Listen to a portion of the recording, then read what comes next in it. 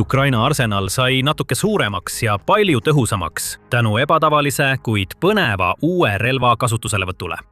See on relv, mis tõuseb stratosfääri kõrgustesse, enne kui langeb vaenlastele kaela. See suudab hõlpsasti vältida segajaid ja elektroonilise sõjapidamise süsteeme. See relv võib hetkega purustada Vene õhutõrje, jättes Kremlile alluvad väed, varad ja infrastruktuuri järjest haavatavamaks järgnevate rünnakute ees. Tutvu Dartiga. See rakett toob aastakümneid vana idee 21. sajandisse ja võib osutuda hindamatuks täienduseks Ukraina relvastusele. Darti kavandas Ukraina innovaatiliste tehnoloogiate keskuse programm. See on kergekaaluline rakett, mis on loodud õhku tõstmiseks stratosfääri õhupallide abil. Kui õhupallid jõuavad teatud kõrgusele, vabastatakse rakett, mis kasutab sisse ehitatud navigatsioonisüsteeme, et liikuda eelnevalt planeeritud lennutrajektoorile ja lõpuks tabada sihtmärki ülalt poolt. See on üllatavalt lihtne kontseptsioon ning õhupallide kasutamise idee sõjanduses ulatub sajandite taha. Näiteks Vana-Hiinas kasutati niinimetatud Gongmingi laternaid sõjaliste signaalvahenditena. Tuntud strateeg nimega Zhuge Liang kasutas neid esmakordselt abi kutsumiseks, kui ta oli vaenlase vägede poolt ümber piiratud ning see idee levis kiiresti. Läänemaailmas leidus veel üks varajane näide õhupallide sõjalisest kasutamisest.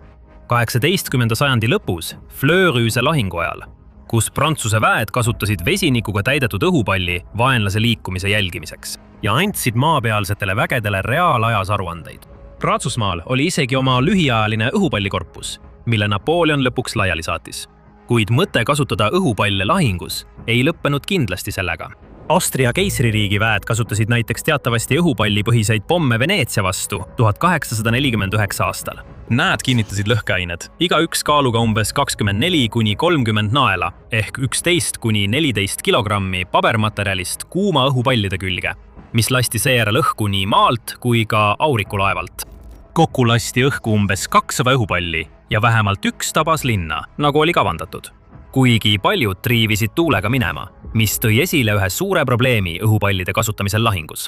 Aasia jooksul püüdsid erinevad sõjaväed üle maailma, sealhulgas Ameerika Ühendriigid ja Suurbritannia neid probleeme lahendada ja leida uusi, tõhusamaid viise õhupallide kasutamiseks sõjas. Esimeses maailmasõjas kasutati õhupalle üsna laialdaselt vaatusplatvormidena ning teises maailmasõjas kasutati neid veelgi mitmekesisematel viisidel. Britid kasutasid näiteks niinimetatud tõkkepalle, et tõkestada Saksa pommitajate ja varaste tiibrakettide õhurünnakuid. Nad korraldasid ka terve sõjalise operatsiooni nimega Operatsioon Outward, kasutades selleks õhupalle. See hõlmas kokku peaaegu 100 000 õhupalli väljalaskmist, millest umbes pooled kandsid süütepomme ja teised pooled terastraadist ribasid, mille eesmärk oli süüdata tulekahjusid ja kahjustada elektriliine üle Euroopa, tekitades Saksa vägedele kaost ja lisatööd. Jaapan kasutas samal ajal tuleõhupalle, tuntud ka kui Fugo õhupallipommid, et toimetada lõhkelaenguid üle Vaikse ookeani. Tuhanded neist õhupallidest, mille läbimõõt oli umbes 33 jalga ehk 10 meetrit ja mis olid peamiselt valmistatud siidpaberist, lasti Honshu saarelt teele, kandes lõhkelaenguid ja süütepomme. Mõnisada neist märgati lõpuks Põhja-Ameerikas, kus need tapsid 6 inimest ja põhjustasid mõned väikesed metsatulekahjud. Nüüd, enamikul neist ajaloolistest näidetest olid üsna vastuolulised tulemused. Kuid tänapäeva sõjavägedel on palju arenenumad tehnoloogiad, palju tugevam arusaam tingimustest, mis võivad õhupalle õhus mõjutada, ning arenenumad viisid nende tingimuste vastu võitlemiseks. Selle tulemusena jätkavad mõned maailma võimsaimad sõjalised jõud, sealhulgas Ameerika Ühendriigid ja Hiina, õhupallipõhiste süsteemide võimalike rakenduste uurimist. Ukraina ei piirdu aga üksnes uurimise või katsetamisega. Ukraina on juba mitu aastat aktiivselt kasutanud õhupalle, et külvata segadust, kaost ja hävingut Vene vägede seas, kirjutas Wall Street Journal. Kuid ükski riik pole õhupallide kasutamise piire kaugemale nihutanud kui Ukraina, kes kasutab neid julgete rünnakute sooritamiseks sügaval Venemaa territooriumil, samuti luureks, transpordiks ja peibutusvahenditena. Tõepoolest, Kiievi väed pöördusid konflikti alguspäevil õhupallide poole, kasutades neid algselt pommide ja granaatide viskamiseks venelaste peale või peibutusvahenditena, et kurnata vaenlase õhutõrjet. Aastaks 2024 oli Ukraina oma õhupallipõhiseid jõupingutusi täiustanud, kasutades Ameerika tarnijatelt pärit tooteid kompaktsete kamikaatse relvade kohale toimetamiseks. Need õhupallid andsid Ukrainale võimaluse rünnata Vene sihtmärke kaugel väljaspool okupeeritud alasid ja üle 2 riigi rahvusvahelise piiri.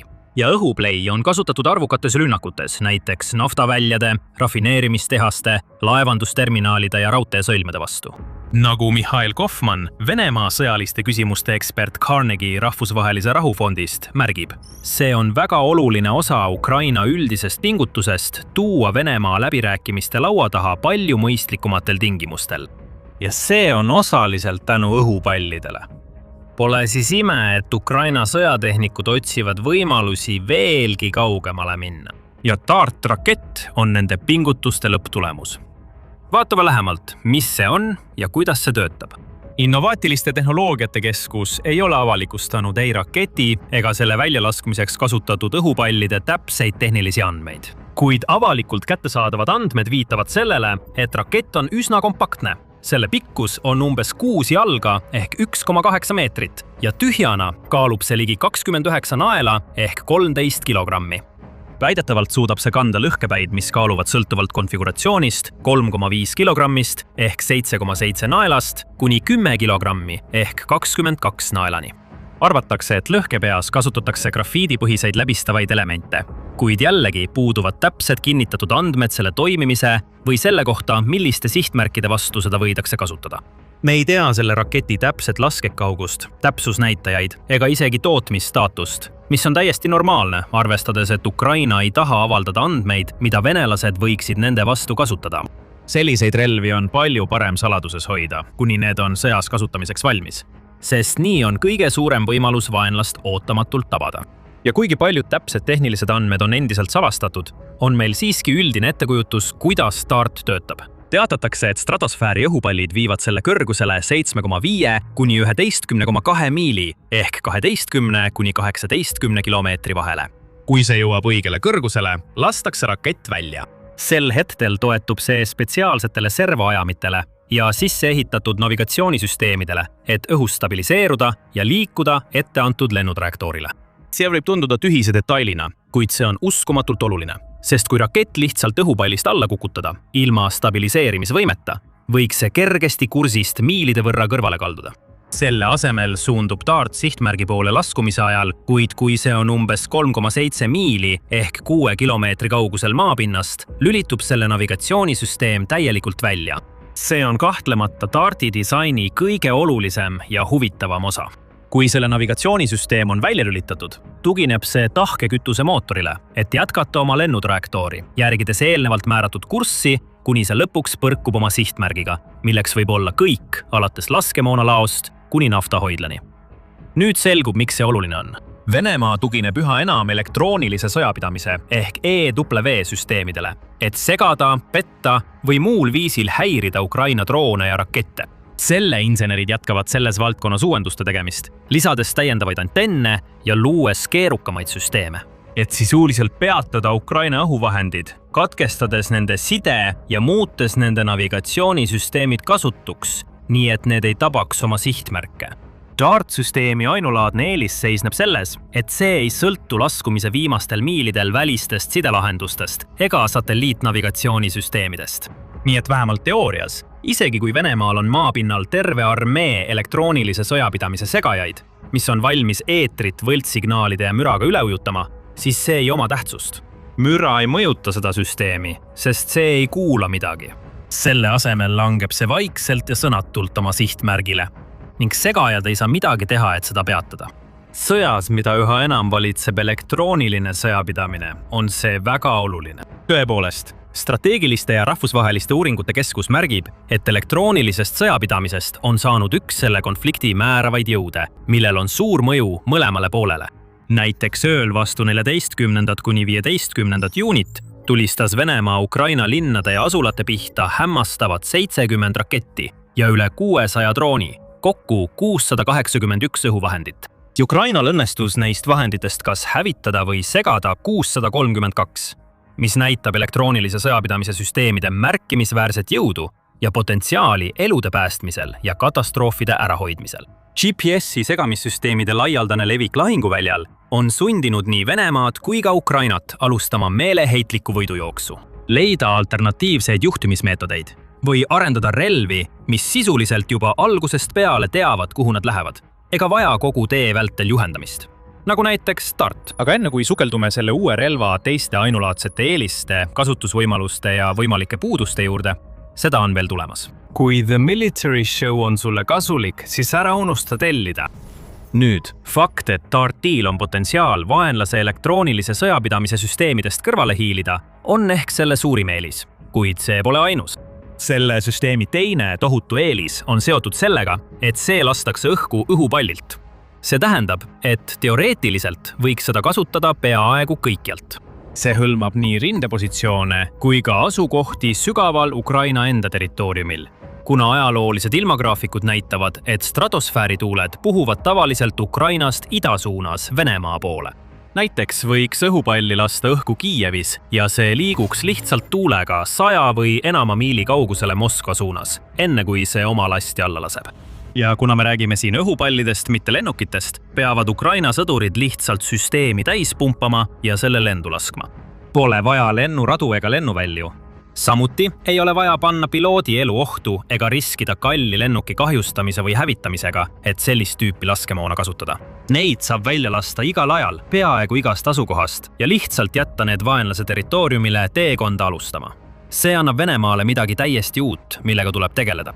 Siiani pidi Venemaa toime tulema Ukraina oma toodetud droonide ja rakettide mitmekesise valikuga, samuti läänerelvadega nagu Storm Shadow ja Attackams.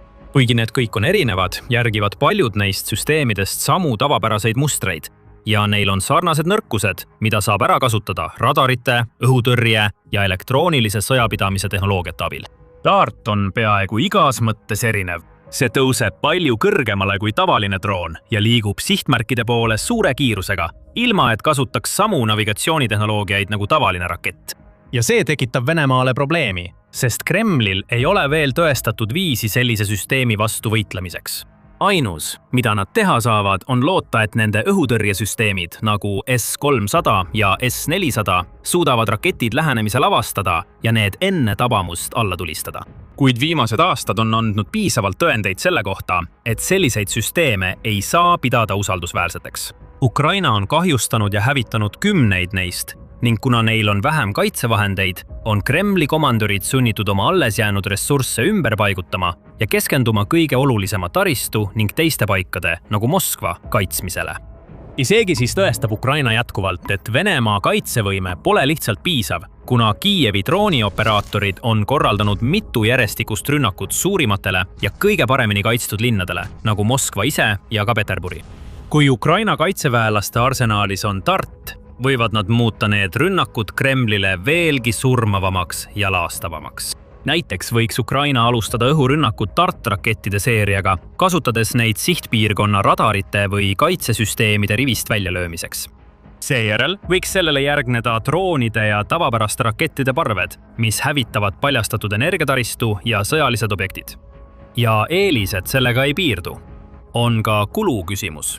Pole saladus, et isegi heldete rahastamis- ja abipakettidega liitlastelt üle Euroopa ja mujalt ei suuda Ukraina võistelda Venemaa ülikõrgete kaitsekulutustega. Samuti ei suuda ta vastasega sammu pidada tohutute laskemoonavarude, tööjõu ega sõjatööstuse tootmisvõimsuse poolest. Ukrainal ei ole suuri tehaseid ega logistilisi võrgustikke, millele Venemaa toetub, et toota kalleid rakette ja droone massiliselt. Seetõttu peab Ukraina tegutsema teistmoodi. Ta peab olema paindlik ja kulutõhus. Seetõttu oleme näinud, kuidas Ukraina toetub tugevalt kodumaistele uuendustele, näiteks üha mitmekesisemale droonide armeele, mis koosneb peamiselt mehitamata õhusõidukitest, mida on suhteliselt odav ja lihtne toota. See on ka põhjus, miks Ukraina on selle sõja jooksul kulutanud nii palju aega mitte tingimata täiusliku relva loomisele, vaid hoopis sellistesse süsteemidesse investeerimisele, mis on funktsionaalsed, taskukohased ja vaenlasele raskesti tõrjutavad. Kerge õhupallilt lastav rakett sobib selleks ideaalselt. Tänu oma kompaktsele olemusele ja sellele, et see saab lihtsalt õhku tõusta, ilma et oleks vaja seda välja lasta või juhtida, peaks DART olema Ukrainale seeriatootmiseks üsna odav. Kuigi me ei tea täpselt, kui palju igaüks maksab, on need tõenäoliselt märkimisväärselt odavamad kui suuremad ja keerukamad tiibraketi või ballistiliste rakettide süsteemid. Ja kuigi dardi lõhkepea on suhteliselt väike, peaks selles siiski olema piisavalt jõudu, et õigetele sihtmärkidele tõsist kahju teha. Kõike seda arvestades on oluline mitte liialt vaimustuda ega eeldada, et dart on veatu relv või et see lahendab kõik Ukraina probleemid. Lõppude lõpuks on selle süsteemi kohta veel palju, mida me ei tea, ning selle tegelike võimete ja tõelise tõhususe täielikuks mõistmiseks on vaja aega ja kannatlikkust. Asjatundjad esitavad juba küsimusi selle kohta, kui tõhusad peavad olema dardi navigeerimissüsteemid, et see suudaks edukalt sihtmärgil püsida isegi siis, kui need süsteemid on välja lülitatud. Paljud on samuti juhtinud tähelepanu ajaloolistele probleemidele, mis on seotud õhupallipõhiste süsteemidega. Igaüks, kes on kunagi lasknud õhupallil tuule käes minema triivida, teab, kui kergesti mõjutavad neid esemeid tuul ja üldised ilmastikuolud. Muidugi ei ole sõjalise tasemega stratosfääri õhupallid päris samasugused nagu need sünnipäeva õhupallid, mida keegi kodus kasutab. Kuid paljud samad reeglid kehtivad siiski. Tuul võib neid erinevatesse suundadesse puhuda ning neid mõjutavad tuule tugevuse ja ilmajärsud muutused. Sellised tegurid nagu stardiajastus ja väljavaske tingimused võivad kõik tekitada teatud määral ebakindlust, mis võib muuta darti juhtimise keerulisemaks. Seetõttu tuleb esitada küsimusi darti üldise tegevusraadiuse kohta. Kui tõenäoline on, et see tabab oma sihtmärki ning milline on selle täpsuse veamäär? Meil on endiselt vaja teada, kui palju iga üksuse valmistamine maksab ja kas süsteemi on juba testitud või isegi päris lahingutingimustes kasutatud või on see alles varajases planeerimis- ja prototüübi etapis. Ilma selle teabeta on võimatu teha lõplikke järeldusi relva tegeliku väärtuse ja elujõulisuse kohta. Siiski, tuginedes seni teadaolevale, on selle süsteemi suhtes küllaga põhjust olla optimistlik. Vähemalt teoorias näib see lahendavat mitmeid probleeme, millega Ukraina on tavapärasemaid laskemoona kasutades kokku puutunud, pakkudes samal ajal vaenlasele uusi väljakutseid.